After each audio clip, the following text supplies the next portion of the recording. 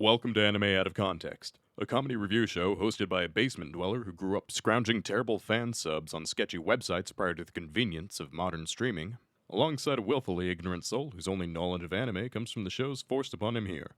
This show will contain spoilers, incorrect information, and copious amounts of adult language. Our hosts are not experts on any topic, and everything they say should be taken with a grain of salt. Thank you for listening, and enjoy.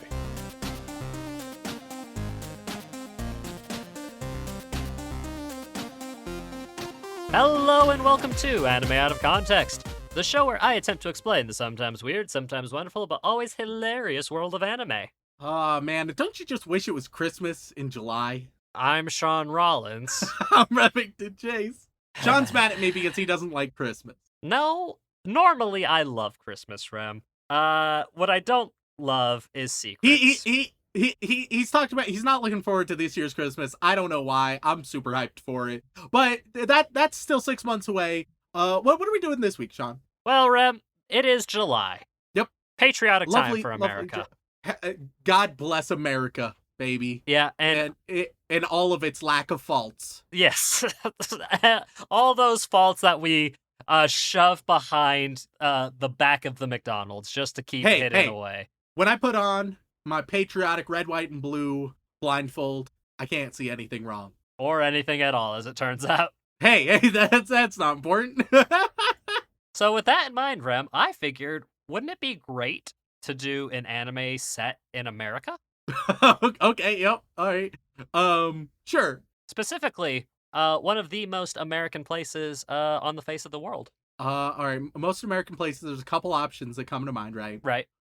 Especially if we're thinking from a Japanese perspective. Yes. One that immediately comes to mind from a Japanese perspective, you'd be like, oh, big cowboy, that's gotta be Texas. Mm-hmm. Or you could also say, just due to how iconic it is, I think Las Vegas would be a good one. Okay. Or if you want to focus more on the urban side of things, New York City. And final thing, probably fourth on the list of likelihood would be Hollywood. So those are my four contenders. Those are my four pillars of America. The four pillars of America: Texas, Hollywood, New York, and Las Vegas? Yeah.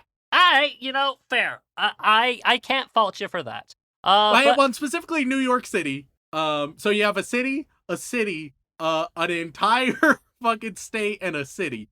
But I don't think, like, the city specifically, and then the state generally, and I maintain that stance. Fair enough. Well, Rem, you are actually correct. All right, let's see which one. Today's anime is going to be set in the glorious city known as New York City. Ah, okay. Interesting choice. And that's not all, Rem. I thought that doing an anime set in New York City would be fun and thematic for the country, but I'm going to be real with you. Just because it's over doesn't mean we can't do more episodes of this nature, so we're also going to do another Pride Month themed episode. Ah, okay, and we're going to do our favorite queer anime, Friends.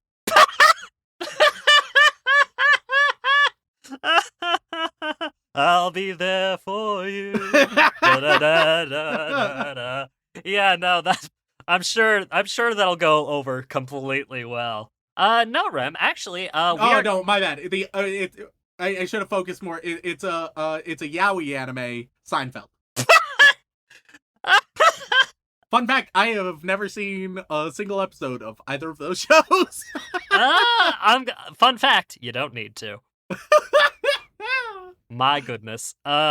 Sometimes they're funny, and other times they're bad, like really bad. Offensively bad, you might say, in some situations. So I'm guessing it's not gonna be like Seinfeld, and we get like some shitty opener in the comedy club of being like, "Lollicons, what's the deal with that?" God, anime Seinfeld. I do not know. It's very cursed. It is a very cursed. Like, Jerry Seinfeld as an anime character is a wild mental image that I did not expect to come up today. I want less Seinfeld in this world, not more. Correct. Same applies to anime. So, really, anime Seinfeld is my hell. Yeah. Anime Seinfeld is my hell. That's a t-shirt if I've ever heard it. But no, Rem, the anime we're going to be talking about today is actually probably, after Yuri on Ice, our most requested BL yaoi style anime. Okay. And want to know what the really cool thing about it is, Rem? What? It doesn't have any of the bad tropes that like a lot of BL can have. Okay, that's good to hear. And I'll be real with you. First time I watched it back in 2018, did not realize it was going to be a shonen I BL yaoi type anime. I feel like you've said that before. I have said that before. I feel like you're just bad at reading the hints. You're bad at reading the signs. So really, I just need to watch and read more, quite frankly. If you have any recommendations, frankly, for me, I could have told you that you were bad at recognizing BL when it's right in front of your face, because I've been flirting with you hardcore for 4 years on the podcast. You and have? Still nothing. So it's just like the verbal man, abuse is your flirting? What can I say? Guess I'm soon to Clip it and ship it, Dylan.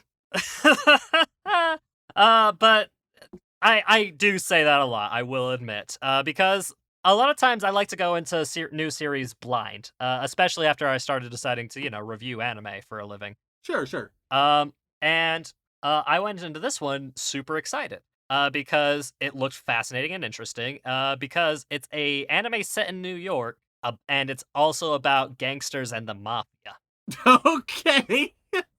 Which is my jam. I love a good crime-filled series. Like, so right now, right? Yep. Because I'm thinking about like, oh, what other things do we have that have similar themes? And I'm like, well, Odd Taxi. Are we getting some walrus on walrus love here?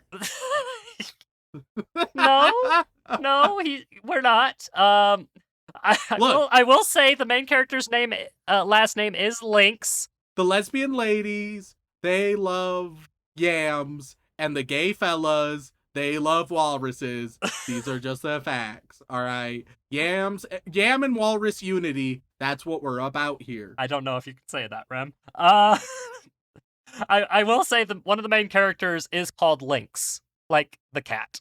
So, I mean, it's no walrus, but I'll take it. Anyways, and this is easily one of the most requested anime we've received of this stylings. And it is very different from a lot of the other stuff we've covered in some ways. Because it's got everything, Rem. It's got New York City, it's got the mafia, it's got some little bit of romance here and there. It's got mystery, it's got drama, it's got murder, lots of murder. There's a good amount of murder in this anime. And everybody seems to universally love it. And I figured, it was about time for you and me to cover it as well and see if the hype is really worth it.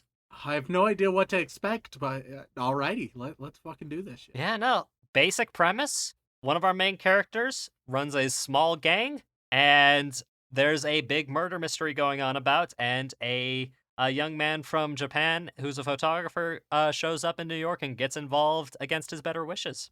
Okay. Keeping it nice and simple because, honestly, I think just watching it will really do it for you. Have you said the name of the anime yet? I've been saving it, Rem. Oh, okay. That's because what I thought. if I led with the name, you would think to yourself, what the fuck is he talking about?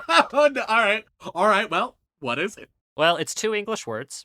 Nice and simple. The title of this anime is Banana Fish. Hey, wait a minute! The long-awaited sequel to Banana Cat! The long-awaited sequel to Banana, and they've got more serious. It's 100% more murderous, 100% more gay. I've been waiting for so long. Yeah, no, this is a direct sequel to Banana. See, I kept it from you the whole time. I had a hunch, right? Yeah, as soon as I mentioned New York City and mafias, you knew. I was like, there's something banana in the air. I'm sensing bananas and cats. That's what I'm sensing. You can see why I saved it, Rem. I can't just go into an anime and say, all right, Rem, so today we're going to be watching something called Banana Fish. Like, that is a cold open, Rem. I can't do that to you. I gotta lay some groundwork. I gotta build it up. So when I drop the banana fish on your face, you're... Man, it's probably best you left it at the end, because otherwise I would have not let you speak, and it would have just been an entire part 1 talking about Banana. And Yep. there would be no more to it. I had a feeling. One of them has to be like the characters has to be like the child of Hunky Banana. Hunky banana. You know which one I'm talking about. Yeah, I kind of... He's Hunky Banana. This is why I saved it to the end. So without further ado, let's go watch some banana fish. Banana Fish, what the fuck are you doing, man? What are you doing? I'm a white chocolate slut. I'm also a dark chocolate slut. Yeah. I'm also a little bit of a milk chocolate slut. I think you're just a chocolate slut, my guy. I'm just a slut. You creamy cocoa slut. I am a caramel slut. I am a caramel slut. You're just a sweetie little slut. I'm a slut for some cookies and cream. Look, Rem, is this pre-banter your outlet for really outing some of your fetishes? Hey, baby, I'll be sweet if you make me sticky. Ladies and gentlemen, we are back after watching 5 whole episodes of the hit 2018 anime, simply titled Banana Fish. And Rem, sorry to disappoint you, but there's not a banana cat in sight in this one. It is wildly disappointing, to say the least. All of my expectations have been dashed, have been thrown against the rocks, and I don't know what to do with myself. Rem, I told you what to expect in the first half of this episode.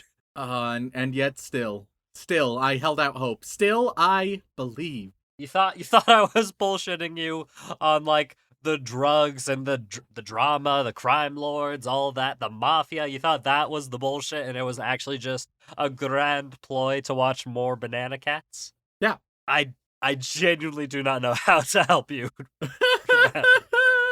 But since that's not what you got, why don't you give us your thoughts, views, and opinions on the first couple episodes of Banana Fish? After all, this is probably one of the most requested of its genre. Sure. So, Shaun. Yes. I'm deciding whether or not to... there's one of 2 ways I can begin, Shaun. Okay. One, I can start with one of my famous anime recipes. It's been a while since we've had one of those. And what adds up to Banana Fish. All right. Or 2, I can start with a personal anecdote. You don't tell many personal anecdotes on the podcast. It's not that personal, I'll be honest. Oh, well, then why is it a personal anecdote? It's an impersonal personal anecdote. But then, Rem, I think that's just an anecdote. Well, no, but it's a personal anecdote. But if it's not... it's all right, so the category is personal anecdote, right? It falls within that category. However, relative to other personal anecdotes, it's a pretty impersonal personal anecdote. Oh, fuck, we've spent so much time talking about it, that's where we should start. All right, so when I was like 13 or 14, right? This is sounding pretty personal, Rem. I was an avid reader and read all sorts of YA fiction. And one book that I had read was one that is now much more popular than it was then, 13 Reasons Why. Oh, right? Yep, all right, here we go. It was an interesting book. Little 13-year-old me was like, oh man, that shit's fucking crazy, dude. And generally it was interesting. I think I wrote to the author or something like that at one point. I did that quite a bit back then. It was a good time. But years later, of course, we had the television show 13 Reasons Why. And I see that and I was like, oh shit. Because I had never heard of anybody who had even read the book, right? So it was wildly interesting to me that there now was going to be a very high production value TV show. Right. And so of course I decided to watch it, right? And I've seen I've seen 2 seasons of 13 Reasons Why, because they made a second, I think a third, maybe even a 4th season. Jesus. I At knew least about the 3, first maybe two. 4. I knew about the first 2. I didn't know about a 3rd and or 4th. Yeah, and watch through the first. I'm like, okay, it's interesting, but it's not good, right? I think most people can agree 13 Reasons Why not great, but it's like compelling because it's well done. But it's like I would describe it as sort of trashy television. You know what I mean? Uh-huh. Sean, Okay. getting nervous. I am very nervous. And it was cemented like season 2, just utterly trash. But I kept watching. I kept watching at least through season 2. Because there was interesting shit going on. Even if the show wasn't good, it was a trashy watch. And there's all sorts of trashy shows like that people love, either sincerely or half ironically, right? Such as Banana Fish. Okay, here we go. All right, yeah, all right, yeah, well, fuck, it was nice knowing you, Rem. Banana Fish is an interesting show. I don't think it's a great show. It might be a good show. I haven't decided yet. Oh, dear. I don't know if it's bad or good or neutral. It's definitely trashy. And we'll get to all of these lovely details, listeners. And now we can transition into my anime recipe. And boy, is it a weird one. One of the weirdest anime recipes I've ever created, Sean. Uh-huh. To get Banana Fish, you start out with the Boondocks. Okay, I see where you're going. Yeah. Little bit on the gritty side, not politically correct, right? So you start with the Boondocks. You mix it with Tokyo Godfathers, right? Okay. Making sense. And then you mix that. Both of those make a lot of sense. Then you mix those two with Riverdale. Oh, fuck. Oh, fuck. Riverdale, known for being just like it's totally trashy television. It's melodramatic. Once again, high production value, but there's so much going on. It's in that vein of like a supernatural, we all know what kinds of shows these are. And that is the very weird, but I think stunningly accurate recipe for Banana Fish. You take the Boondocks, you take Tokyo Godfathers, and then you throw in some Riverdale. That is Banana Fish. Now, for those who don't know Banana Fish, they're wondering, okay, how do these ingredients mesh? How does that all add together? Well, listeners, let's jump into it. We start out with a war, right? With war and some soldiers. There's a destroyed city, and there's one guy named Griffin who he's very out of it as he returns to his fellow troops. And then he all of a sudden starts opening fire on all of his friends, all of his companions here. He's stopped, and he's shot and then apprehended. And the one thing he says is Banana Fish, right? So at this point, it's like, in my opinion, it was really obvious what Banana Fish was going to be. I was like, oh, okay, so it's obviously like Banana Fish with how out of it this guy was before he kills a bunch of people. Banana Fish, it's a drug. It's very common in the drug world to come up with certain specific names of varieties of drugs, right? And unique instances of it. So Banana Fish is just the name of a particular kind of drug. Later on, we will learn that this assumption is wrong. It turns out that it's actually a person or organization, which I found a little bit weird and surprising. But we'll get there. Don't worry.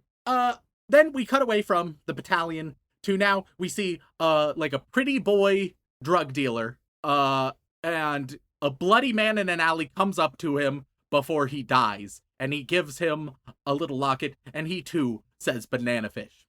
So we're starting off, there's a lot going on, right? The pretty boy dealer, who we learn is named Ash, he goes to a mansion to see Dino, who's this old, large, sexually deviant mob boss who here's an interesting thing about this show, Sean. Yes. And we can start introducing why this show has. All right, so this is a nice boy love anime, right? You got the boys who fall in love. Yeah. Which is why, and it's like the main two boys who fall in love. It's a pretty straightforward, relatively wholesome love story, right? Within the setting, it's like it's more or less what you would expect in this setting. Yeah, that part is. That being said, that's why it's all the more interesting. Yes. That this show's view on homosexuality is bonkers. It is insane. One of the first lines of the entire show is when Ash is being warned about, I don't know if he's being warned about Dino or Marv. It doesn't really matter. It would apply to either of them, I guess. I think it's Dino. but it could also be Marv. I really cannot remember. But it's be careful around him. He's vindictive and gay. like gay is the punctuation mark there. It's like, oh, it's one thing that he's vindictive, but also he's gay. It's like, okay, that's weird. And then it's also weird that this show, it makes like homosexuality is a major theme where it will shoehorn homosexuality, but not in the sense of like a lot of people are like, oh man, all this gay stuff being shoved into my media, how dare they, right? This is not what it's doing. No, it will awkwardly shoehorn homosexuality, usually in a weird, villainous way, right? Where it's like, oh, Ash is so pretty, so all of these perverted gay guys will be really into him. It's really weirdly done. It's so strange, because once again, the actual, like, the main romance, it's not that the show is opposed to a wholesome gay romance. But if you removed the one wholesome gay romance, you would be like, this show is, like, wildly homophobic. Insanely so. I don't understand. Well, Reb, there's one fact I kept back from you in the first half that'll probably explain everything. The original manga for this anime was written in 1985. 100%, and that definitely checks out with some of the things. That's largely, that vibe that I got, that's why I included Tokyo Godfathers. Yes. That's sort of feeling of, like, progressive for its time, but dated for now, right? Yes, it was... But even that, it's not all... The issues I'm talking about, while some of them come from it being dated, not all of them do. Yeah. Like, for instance, and we're going to talk about some relatively serious themes in this episode. We won't delve super deep into them, but they will be mentioned. So, be prepped for that. It's like, okay, you got a wholesome gay romance, but then it's like, oh yeah, and because he's so pretty, he also was abused as a child, right?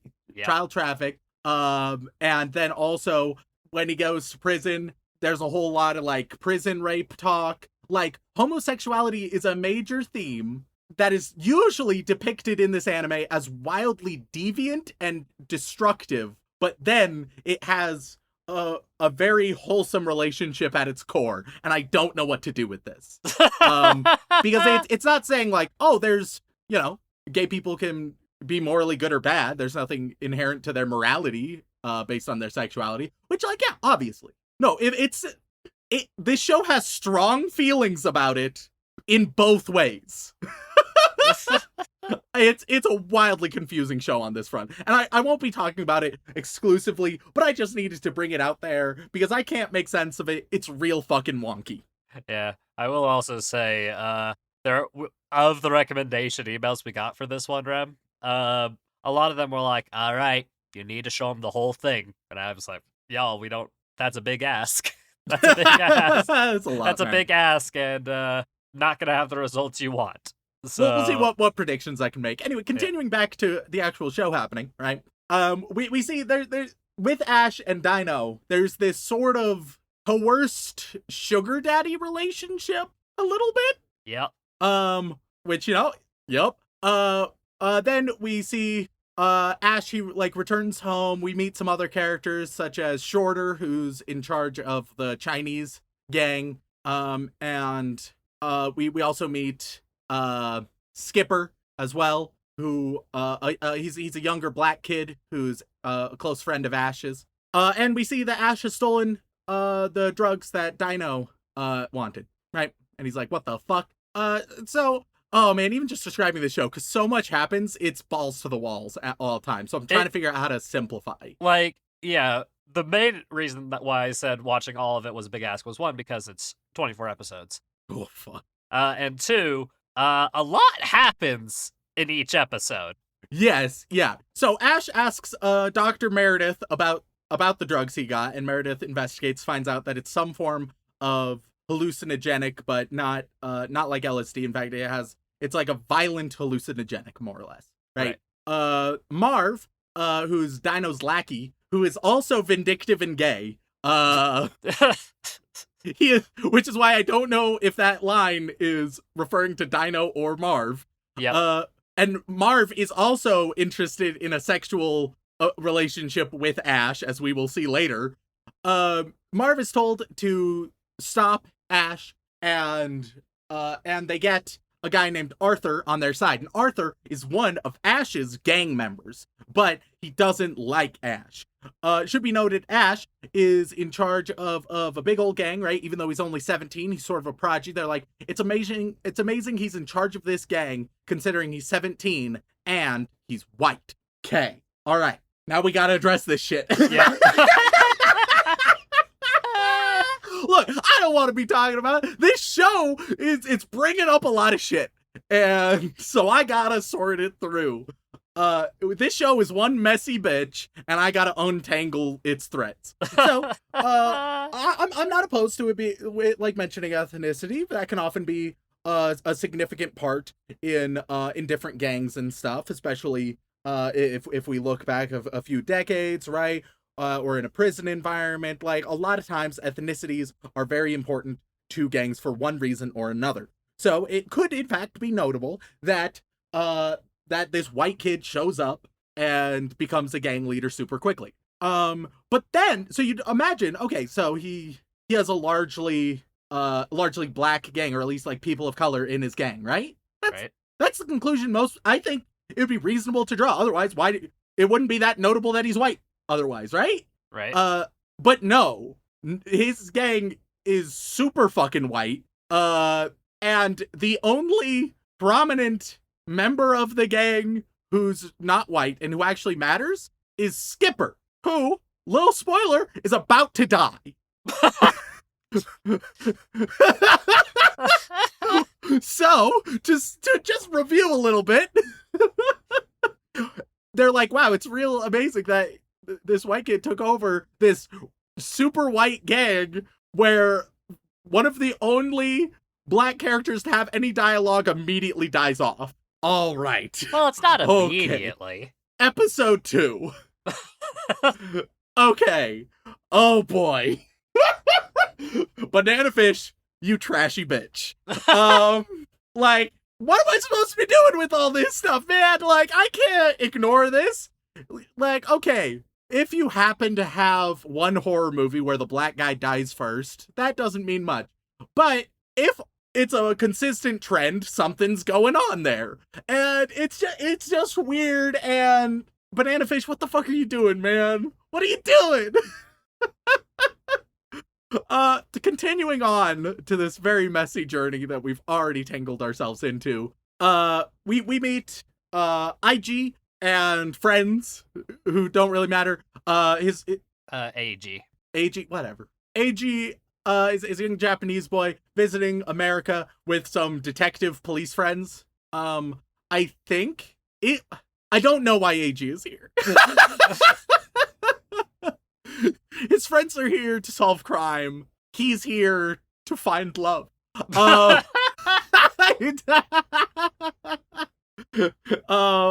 He's here because he's sad he can't pole vault anymore. I don't know, man. Anyway, AG and detective friends talk to Ash, but then they're interrupted by Marv and his goons storming the place, and they kidnap Skipper, and Ash chases down Skipper. And that's how we end episode 1. That was one episode. I mean, my guy, like, these things happen, you know? Sometimes you get recommended in anime, and people want you to cover a lot of things at once, and sometimes not a lot happens in an episode. And sometimes everything happens in an episode. I wonder if that will be a consistent theme. Episode 2. Ash follows, and then the detectives also follow, because Skipper was kidnapped along with AG, who was hanging out with Skipper. So everyone's chased him down. Ash confronts them, and Arthur is there, sort of the traitor of his gang, who, I should know, it's not like there was any foreshadowing to the betrayal. It was the first time we see Arthur, he's like, man, I can't wait to betray this motherfucker. Like, that was our intro. We've never seen Arthur be loyal from the get-go. He is the traitor. So Ash confronts him, and Ash stops AG from getting killed immediately before he gets beat down by Marv and friends. Ash is taken care of before then Ash seduces Marv, Dino's goon, because he's like, hey Marv, let's spend some alone time together. Which once again, we're seeing some of these real weird sexual dynamics. What the fuck's going on? So Marv is just like, yeah, 100%, fuck whatever I was doing before. And Ash immediately kicks his ass and escapes. They all escape together, but then there's a wall. They run into a dead end. What are they gonna do? AG is like, I used to be a pole vaulter. He breaks off just a bunch of rusty pipe from the wall, and he uses this rusty pipe to pole vault over the wall. Yeah, but what else would he do? I mean, Rem, if you are introduced as a photographer that used to be a pole vaulter, and you have to get over a big tall thing, you gotta use the pole to vault over the wall. It's just, if you're interested in learning how to pole vault, just grab a rusty pipe. You know, that's probably that'll probably work out. It's flexible enough, surely. Yeah, surely, obviously. You know, it's and Chekhov's this pole moment, vault. like, you could be like, oh, it's a fun moment, right? Just like in Sharknado, when the Sharknado was created, you're like, oh, this shit's crazy. I'm loving it. But it's trashy. It is dumb. It's stupid, right? It's not, you're not like, wow, that pole vaulting was ingenious. You're like, oh, this shit's dumb as fuck. And maybe you're into that. So, AG escapes, right? And calls the cops, before passing the fuck out from, blood loss because he got stabbed on his way down. Then, Shorter's gang, and Ash's gang, they come to save Ash, and they do, and then cops arrive. It's bedlam, it's craziness. Marv, he gets ready to shoot Ash, but instead he shoots Skipper, and Skipper's fucking dead. There we go. There is the black character in this show that oddly focuses on race a lot.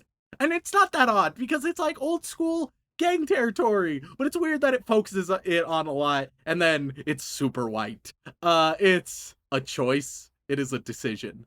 But so Skipper's fucking dead, which I will say, child murder. Hey. I'll at least be consistent.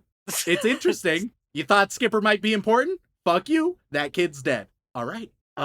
He is important. He's more trauma for Ash. Oh yeah, because Ash needed it. What would Ash do without this trauma? Surely he has no other trauma that is his entire fucking character. Hey, it makes him hotter. That's the important thing. So apparently let's trauma talk equals hotness. Yeah, let's talk about characterization for a moment. Yeah. So Ash, he is a bad boy, but he's a good boy, actually, right? He's a genius. He's super great at fighting. He's stunningly beautiful. He has really good principles, but he has a bad boy flair. Now you're like, all right, but Remington, then what's wrong with him? He's got some trauma from his brother, I guess. You're like, but that's not a personality flaw, Remington. I'm like, I don't know what else to give you. That's the list. He is your dream boy. That is the description of Ash. He is your dream boy and not much more. Meanwhile, AG, his thing is he's your other dream boy. He's shy, petite, more feminine, because the show wants to make it clear that in a gay relationship there is a female in it, goddammit. Which once again is a choice. So yeah, AG's just soft-spoken, caring, shy and nervous. I don't give a shit about either of them. Neither of them are compelling characters. I don't know if there's a compelling character. There's just crazy shit that happens. I'm not rooting for anybody or anything. I'm just interested to see what crazy bullshit happens next. There is a lot of crazy bullshit that happens next. There's a lot of crazy bullshit. So Ash goes to pursue Marv, and as he's pursuing him, Marv runs into sort of like this apartment complex. Ash follows up, but then Ash gets to an apartment room, opens some doors, and he sees Marv fucking dead, brutally murdered. And it's like, what? I was gonna kill this fuck. Who else killed this fuck? And then the cops show up at right that time. And Ash, he's right next to the dead body of Marv. that obviously means that he's guilty. He gets arrested. Oh no. But specifically he gets arrested and then like he's put in jail through like there's a corrupt cop or something. I don't know. They have like this weird B plot of corrupting the cops, but then someone else uses their influence for a different thing, and none of it really matters. But it's shit going on as well.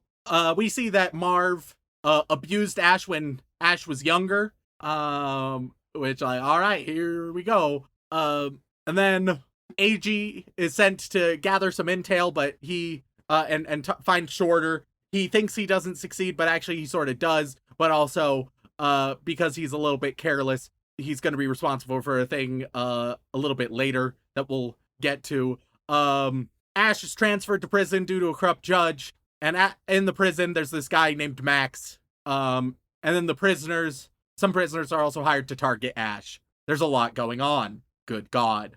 You gotta have lots of plot. You always complain about there not being enough plot, so but I don't know if all of this is relevant. There's a lot of it. Boy, oh boy, is there a lot of it. Is it all important? I don't think so. I don't think so at all. Call me Goldilocks, but maybe this one's too much. Maybe there's a happy middle. Maybe that exists somewhere. Inside the prison, there's a nice weird chat about some of the guys like wanting to make Ash their doll and stuff. That is very prominent, and while he's in prison, we will have multiple scenes where prisoners will attempt and or succeed in sexually assaulting Ash. Is it ever relevant? Not really. I don't think really ever. It's just one of the only ways that this show can think to move the plot forward, and that's weird. Like this show, it was like, okay, so it's like a gang crime story, right, Shaun? Yeah. But it's gay, and yes. that was like the pitch, and the writers were like, okay, so we got the gay romance in the middle, and you're like, yeah, and that's what makes it like a gay gang crime story. And they're like, and then you got a bunch of evil gay guys who want to abuse the good gay guys, and it's like, what? And it's like, yeah, that's gonna be like how we move the plot at least half of the time. And it's like, what? And you're like, because you said it was a gay story, and I'm like, what? Well, is that how you interpreted that? Is that what you thought we were going for? Is that what you thought we were asking for? In prison, Ash meets Max, who's a friend of the Japanese cops, right? And Max, he used to be a journalist, and he also, as we learn, knew Griffin, Ash's brother. It all ties together. Griffin was the guy who killed everyone in the war scene at the very start. He was friends with Max, who was there and actually was one of the people to shoot Griffin and stop him. And now he's a cellmate with Ash. Ooh. There's this, I think the sort of like prison leader who is hired to fuck with Ash or something. His name's Garvey. He confronts Ash, and then him and Garvey and Ash have an altercation. They attack. Ash loses the first altercation, deliberately so. Later on, he'll like sneak a fork so that he can fuck him up. He also gets sneaks a pill that he can use to sneak a note out to AG after giving him a big wet kiss. I don't know, man. I'm reading this and I'm losing the plot. I have notes and I'm feeling overwhelmed. Here we learn from Max that Banana Fish is a person or organization, which I was like, oh, okay, that's interesting and weird. And later on, one of Dino's lackeys, a little scientist lackey, will be called Banana Fish. And so it's like, oh, okay, so he's Banana Fish, I guess. A bit weird. I felt very confident that was just going to be a drug. But continuing on, we see that people who have taken Banana Fish, they all mysteriously die. There's like some murder suicides going on. Max tells Ash about Griffin and whatnot, and Ash is like, oh, okay, I want to kill you now. Which, Jesus fucking Christ. So they have an awkward falling out, I guess, and they're like, all right, well, we won't be cellmates anymore. But then at the beginning of the next episode, they are cellmates again? Yeah, I don't got an explanation for you on that one, bud. Like, Ash gets a new cellmate who then tries to sexually assault him, and so he beats the ever-loving fuck out of this guy, and then him and Max are cellmates again, which I feel like the prison wouldn't allow, because it implies, like, all of the fellows really want to be a cellmate with Ash, so that, you know, they can fuck him. And meanwhile, Max has requested not to be, so you'd think if Max was like, oh, actually, can I be, though? Again, they'd be like, what? No, you, what? We specifically put an effort into making sure you weren't. I don't know, man. None of it makes sense. Don't think about it. Don't ever think about this show. If you have any thoughts in this show, you're going down a dark path. I don't know. Miscellaneous craziness happens. Eventually, AG gets confronted. He tries to find Shorter. He gets confronted by Arthur and some goons. And Arthur and some goons end up they're at the doctor's office. They're ready to fuck shit up. Griffin, who's there but in a sort of comatose state, he wakes up and he stands up. And then he gets shot and then he dies. He also says banana fish. He says banana fish, referencing the scientist lackey, who's also there. I don't know why the scientist lackey is there, because it does not seem like the kind of mission he'd be on, I'll be honest. But he's there so Griffin can recognize him. I don't know, man. I don't know. Anyway, more prison drama that really none of it matters at all. Everybody who's there, like the Japanese cops, they're like, okay, so we need to get Ash out of jail, but we can't let him know that Griffin is dead. Otherwise, he'll lose his fucking shit, right? Otherwise, he'll do things he regrets. So make sure he doesn't know quite yet. But also, let's make sure for some reason to tell Max, who's once again Ash's cellmate. Why did they tell Max? I genuinely don't know. They're all like, keep it hush hush. But we gotta tell Max. I mean, you gotta. I mean, Max, he wouldn't do anything wrong. No, and he certainly wouldn't, like, I think in the same episode, very quickly tell Ash this. He doesn't try to hide it that much at all. He's just like, oh, by the way, your brother's dead. That's pretty fucked up. And yeah, Ash loses his fucking mind. So Ash loses his mind, but Max and Ash get out of prison because Max was going to get out anyway very soon, and then Ash is provided particular bail because, like, police chief pulled some strings or something. I don't know. I don't know what the fuck is going on. Lots of things. So much. So Ash gets out and he's like, all right, we're gonna just kill Dino. We're gonna murk that motherfucker. And so they happens immediately. They don't, like, you think, okay, are we gonna plan this out, or like heist style, Dino sort of the big bad, let's figure out how we're gonna do this? No, they take a big old truck, right? And they're gonna drive the truck into Dino. And while they're driving the truck into Dino, Ash is gonna be at the top of the truck. And this is like a Mack truck, right? Big storage truck. Yep. Ash is gonna stand on top of the truck and shoot at Dino as well. Oh, yeah. And they just immediately initiate that plan, which then immediately goes wrong, and then they have to escape. That scene, which sounds like it would be like the climax of an episode, which it sort of is, and maybe like an entire episode in of itself, right? It takes like 5 minutes or some shit. It's like in and out quick. It's like, oh, okay, now they're driving a train into him and shooting him. Okay, it went wrong. Oh, okay, they ran away. What? Like, blink and you'll miss just about everything. Well, that's why I keep my eyes taped open whenever I'm watching anime. It's the only way to do it. It's the only way to do it. Yeah, and then we end episode 5 with Ash crying on a sunset rooftop, remembering his brother. There's also, I should be noted, there's a weird moment where as Ash is getting out of jail, Max is like, he has like almost the exact line, oh no, wait, I forgot I told him that Dino killed his brother. We also learned in episode 5 that turns out banana fish is a drug, which, like, yeah, of course it was. Then why was there this weird bit that we pretended it wasn't when it obviously was? And not even just pretended, you openly stated, you're like, this guy's banana fish, but actually he's not. It's a drug. What? Ah! And then it's like, they want to make sure the baddies can't kill Ash because they're like, no, but I want Ash alive because I want him alive, which is always a shitty, lazy trope that's just like, we want him to be put in situations where he should be dead. He should die. He should lose. but also plot armor doesn't allow him to, so we need an excuse. I don't know, man. It's a messy, trashy show. I think it's a bad show. I think it's a bad show that I might be willing to watch more of. Like, it's a 3.5 that I'm interested in what will happen next, I think. So you're describing it as like a train wreck that you just cannot look away from. Yeah, I'm like, all right, what's gonna happen? And it's like, it's frustrating at times because, man, if you think about this show, it's gonna be a little rough. It's the show. By thinking about the show at all, you've put more thought than the show does. The show very much shooting by the hip. You know, it's it is just going for it. It's an experience.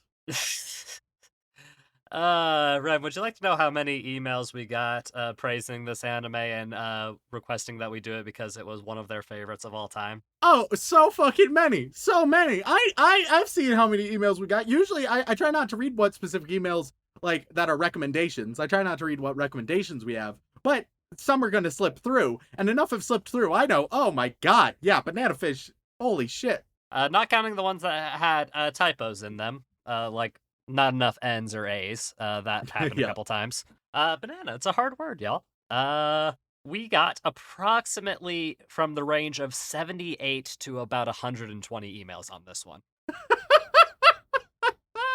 And that's not counting like Twitter messages. Oh my god. Or like Discord recommendations either.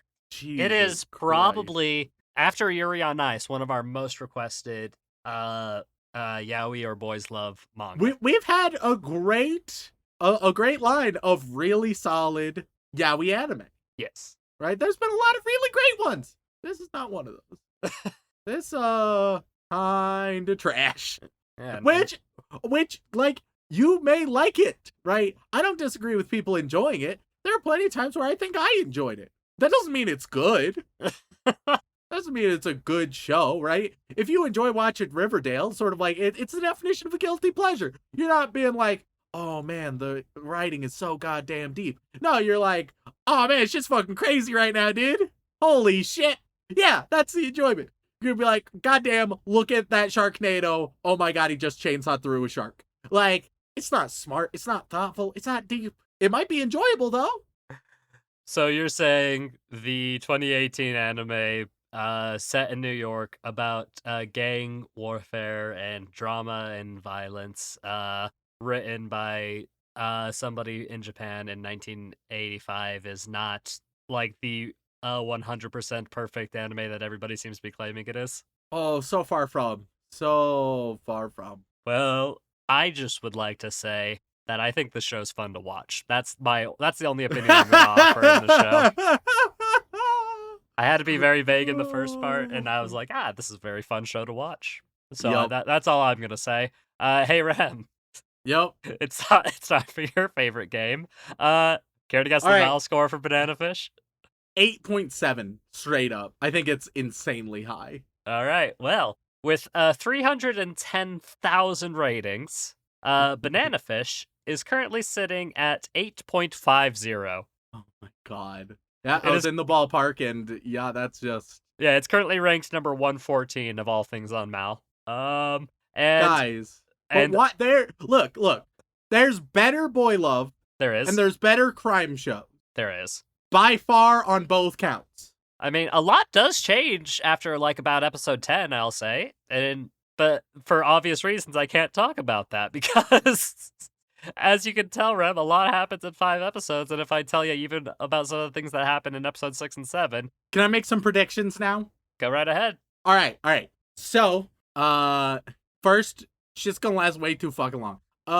Banana Fish, I'm trying to figure out, because there's gotta be more to it, but I genuinely can't think of how they would do anything more to it. It's a hallucinogenic that makes you violent and can be selectively controlled and induced to try to get trained killers, more or less, right? Try to get people to kill on your whim. But like, is that it? And I feel like there has to be more, but with this show, I don't know. One prediction I'll make, I think. Ooh, do I want to make a spicy prediction? I mean, there is a strong possibility of us revisiting this one in the Okay, wait. future, I'm Rem. I have a death list, right? Characters that are gonna fucking die. Okay, hit me. Shorter is gonna die. Okay. He's been shown enough to pretend like he's important, and make it seem like it's significant when he dies, but at the same time, not shown too much where he has actual plot armor. He's fucked. I think obviously Dino's gonna die at some point. Arthur's fucked, obviously. Like villains are pretty self-explanatory. Right. One of the Japanese cops at least will die. Or if not both, but at least one of them. Max, oh, he's a fucking goner. Max is either a goner or he's gonna be traumatized afterwards. He does not get a happy ending. Oh, you know what? I feel like this is the type of show that might think that like, oh, it would be really edgy and intense and subversive. I think one of the main two boys die, and like the other holds them in their arms, right? Like one of the other holds them in their arms as they're dying. Now the question is, do we say the innocent AG dies, right? Right. And it's like, oh, Ash, who finally found some joy in his life, finally has that joy snuffed out. Or do we have it where Ash, who has taught AG and brought AG to becoming like a person, but now he dies and AG has to deal with his own trauma now. I think AG has plot armor because he's too innocent, whereas Ash, he's gonna be put in more scenarios where he might die. So I'm gonna go to the balls to wall prediction. I'm gonna say Ash dies as well. Possibly in the final scene with AG holding him, crying, and then they like promise to always be there for each other forever, some shit like that. Boom, write it. There we go. Lock it in. Okay. Wow. Those are some very bold predictions you're making, my guy.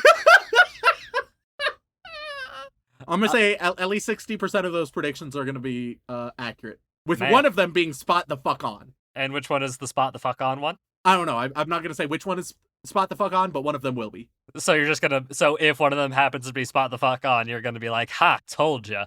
Yeah, 100%. Man, way to cover your fucking bases, I guess. Ah. Hardcore. Well, folks, I hope this is what you wanted. It probably wasn't. No, definitely not. Definitely not. I don't think that's what people wanted. But that's okay.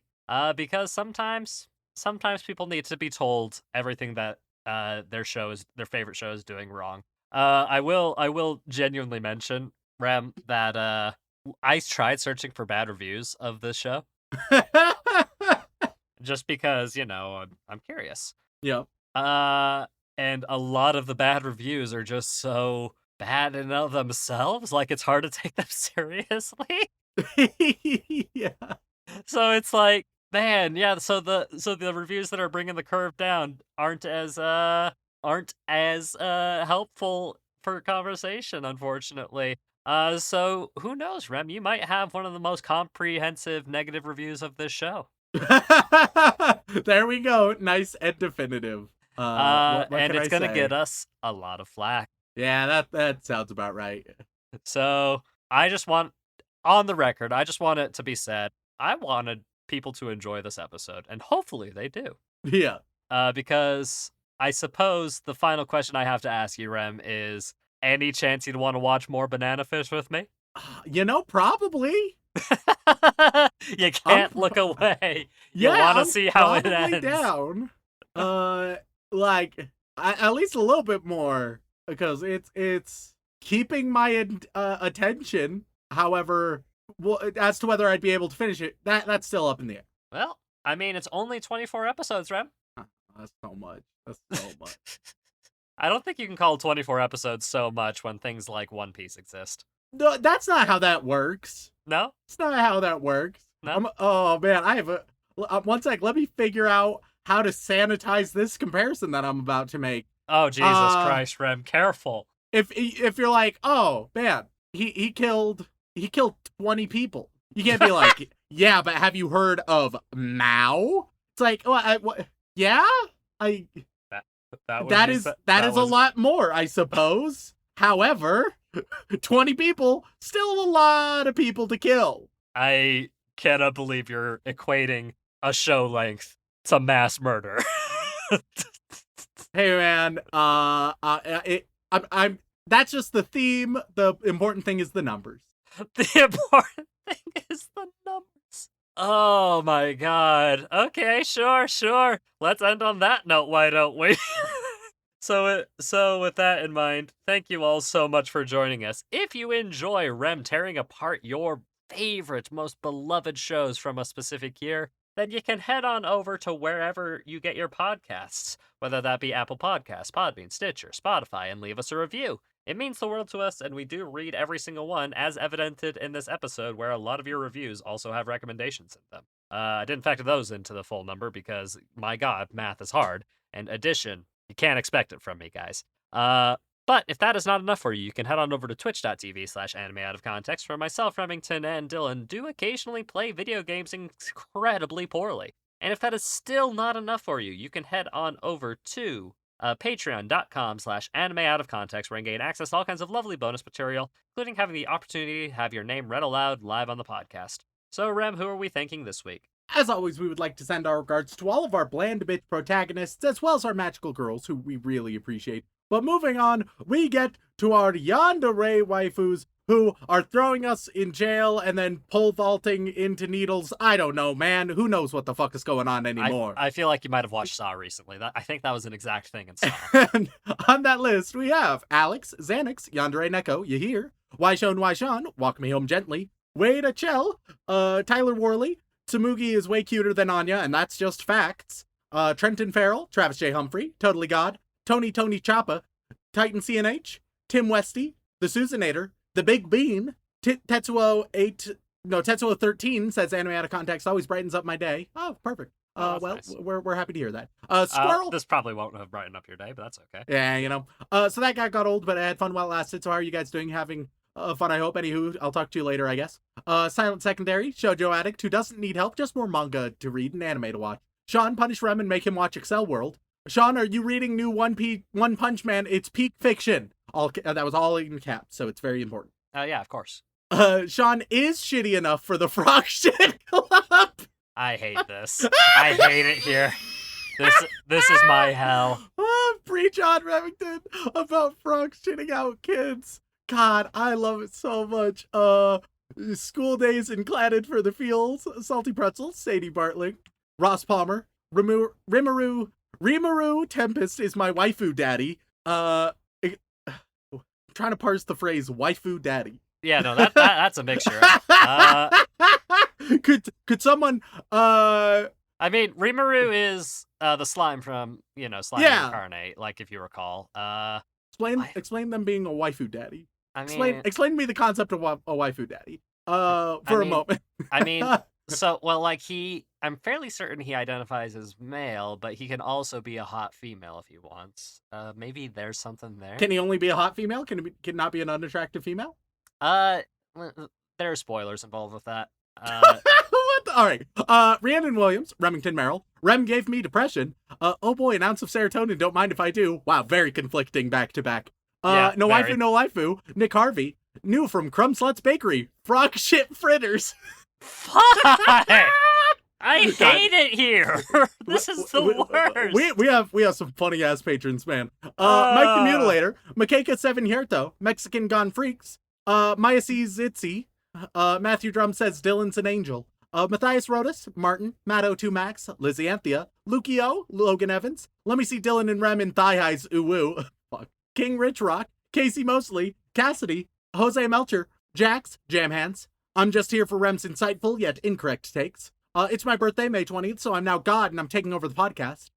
ISIS, but only for terrorist acts committed by birds. Is Rem's ass a cheesecake? Because I'm starving. Iron-blooded orphan slaps. If you could have any anime, cartoon, or video game series, as White Sword said, what would it be? I'm lonely, so I watch anime. I'm here for Rem to lose it at the final frame of Attack on Titan Season 1. I want Rem to ruin Darling in the Franxx for me. I guess you're on Keter duty. Hunter Davies. Hey, you, slap on my knob like corn on the cob, then give me head like a Rem in bed, do a moan. Glenn Michael Dolan, fuck of love, Fox and Boy. Friend of the podcast, Adam Sandler, the God Emperor of Mankind. Oh, thank you so much, Mr. Sandler. Oh, God. I can't escape from any of it. Fern the Fern. Father Soft Hands. Farmer Weep, it's bad pickup line of the week. Are you a bee? Because you sure smell fishy. What? Am I dumb or am I having a stroke? I cannot tell.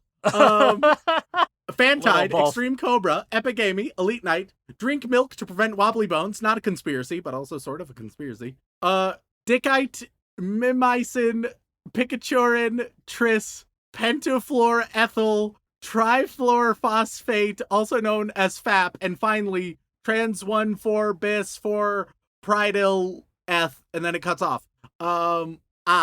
Creed 13, Shine 900, Cheese Monkey, Chaotic is my favorite anime, Carson MO5, can we get 9,969 separate checks, Misaka asks, knowing that some of her sisters always just happen to forget their wallets. Cage in the House, Brockhard for Geodudes, Big Blue Bear Boy, Anime Nosebleed, Elise Howard, all these squares make a circle, all these squares make a circle, all these squares make a circle, all these squares make a circle. And AJ Honey, thank you all so much. Now we move on to the Boy Wizard tier, where everybody is going to get, everyone's going to become a leader of a randomly generated gang. Congratulations. Oh my god. We have Warning, you're 799 episodes away. You have the Bronze Shark Tooths. Vincent Calabrese, you are the Diamond Vulture Soldiers. The Last Huntress, you get the Boars. Nice and simple. Stick Meat, you are the Black Enigma. Shuffleboard is totes a sport. You get the Saber Riders. Rika is the best waifu. You get the Void. Rat Visa is the Finnish and the one who's slowly melting in the summer. You get the Red Owls. Pocket Gamer 513, the Azure Spiders. Please watch Healer Girl, a cute slice of life about using music to heal people. Also, Rem is still a girl. You get the Wildlings. My Afro Ate My Dog. You get the Gold Skeleton Brotherhood. Momo the Griff, the Idealists. Mike wants an Overlord review. You're in charge of the Chargers. Miguel DeLeon, the Bulldog Crew. Maitawa says first 3 arcs of Bakemonogatari is just 8 episodes. You get the Green Cobras. Inuyasha is my favorite cryptid. You get the Salvation. Hinata is a Ball of Sunshine. You get the Crystal Reapers. Harrison, you get the Ruby Dragontooth Band. Harrison, you get the Crimson Slicers. Go ahead, call the cops. It won't unload the lolly. Oh, no. Oh, God. Oh, no. Oh, no. That's pretty bad. You get the Gorillas, just the band. The band. You're in charge of the band now. Congrats. Gay as fuck, but without the fuck, because of Mace. You get the Copper Forsaken Squad. Dylan, when are you taking over? You get the Empty Eyes. Demon Ray 13, you get the Brass Alligators. Beethoven 1201, you are going to get the Unseen. Anchoy 4, you are going to get the Cardinal Devil Brotherhood. All Father Shacks are on hiatus for the foreseeable future because he ran out of facts and doesn't want to make Dylan do work. And you will get the Fangs. Aaron Heglin, your gang shall be the Red Rats. Lots of red going on. Lots of. red finally, is a very violent color, Rem. It's the same true. color as blood. Unless you're a horseshoe crab. It's true. 2 sec, Shaun, I have to show you my Rule 34 reviewee. It is my favorite of my many folders. You are going to get the Daywalkers. So there you go. Those are somebody really likes Blade. Those are all of yours. We move on to the inappropriate Joey Wheeler tier, up at the very tip top of things. And in this tier, now this time, Shaun, tell us what we'll be doing for the inappropriate Joey Wheeler. I fucking hate you. The highest tier, so hopefully something real thoughtful, and something real thoughtful, funny. Something funny is a must. Man. And then obviously probably in a whatever as Joey Wheeler is usually, so.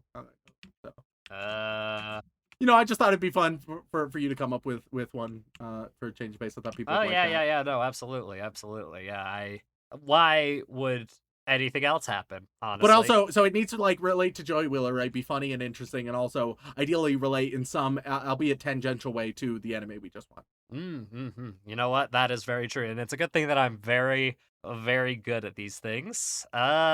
So in fact, the perfect way to end this episode and give the Joey Wheeler version of quotes from books by J.D. Salinger. Okay, you know what? Fitting.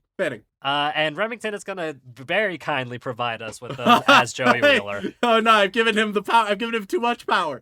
Yeah, because I don't know if you noticed, Rem, but every title of each of these episodes is the title of a J.D. Salinger book. I did not notice, but Yeah. It makes sense because Banana Fish, yeah. A Perfect Day for Banana Fish is a J.D. Salinger book. Yeah. And is this a spoiler? No, I don't think it's a spoiler.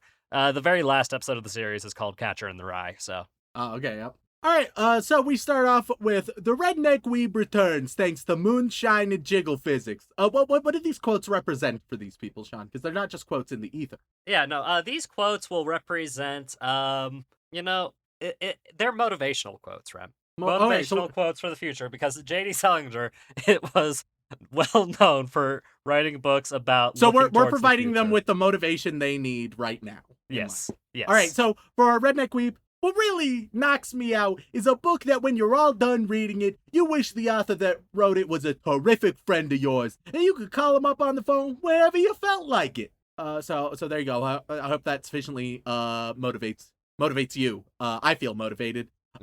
Next we move on to Shaun. We should watch Hellsinger Bridge next week. And to you, I need to tell you, don't ever tell anybody anything. If you do, you start missing everybody. So stay fucking quiet, you son of a bitch. That should motivate you to shut the fuck up, I guess. Jesus, dude. It's Salinger, not me. Powered by money and daddy issues. For you, I just need to tell you, among other things, you'll find that you're not the first person who was ever confused and frightened and even sickened by human behavior. Very motivational, is, human behavior is trash. Awesome. Yep.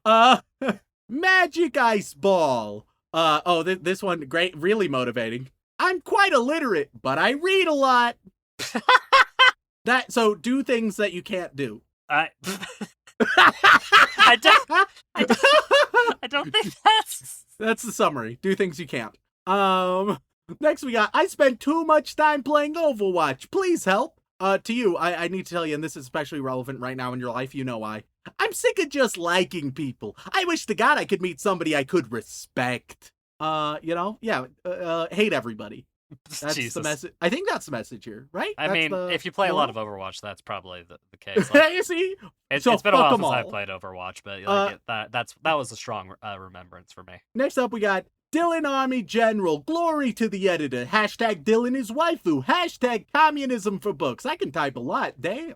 To you, I need to tell you, the mark of an immature man is that he wants to die nobly for a cause, while the mark for a mature man is that he wants to live humbly for one. Never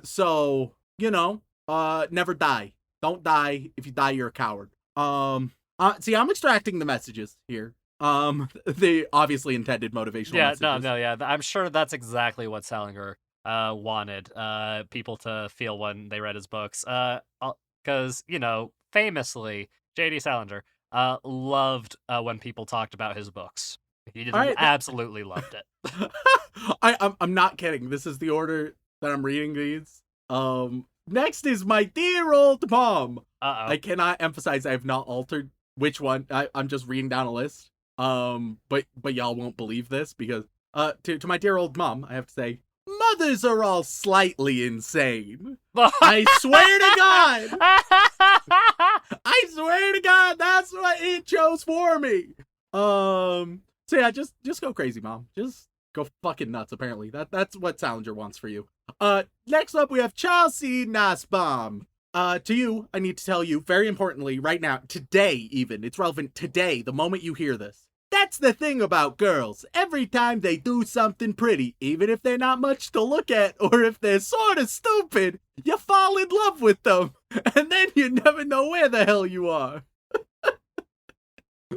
Find you a stupid girl that's not much to look at, Charles. No, you can't say that.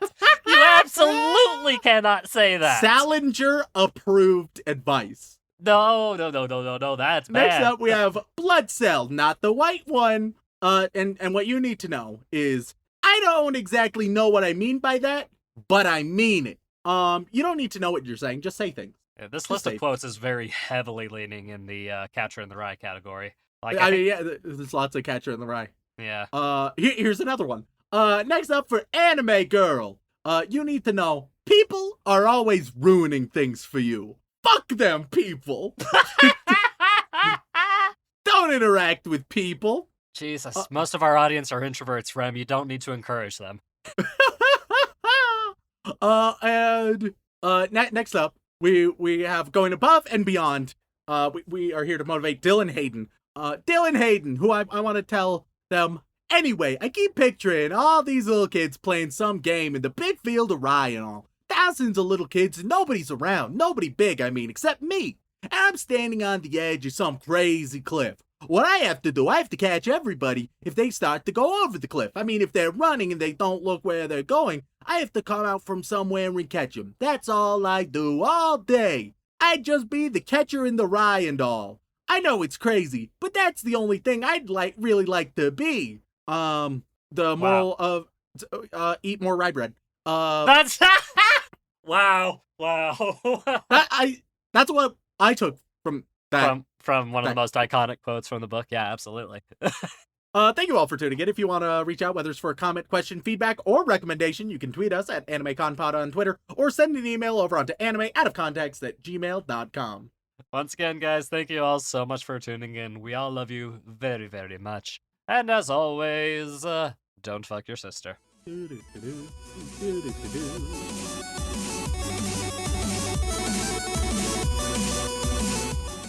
He is a bad boy, but he's a good boy, but he's a bad boy, but he's a good boy, but he's a horny boy, actually, right? There are plenty of times where I think I enjoyed it. That means it's good. I am a caramel slut. I am a caramel slut. You're just a sweetie, sweetie little slut.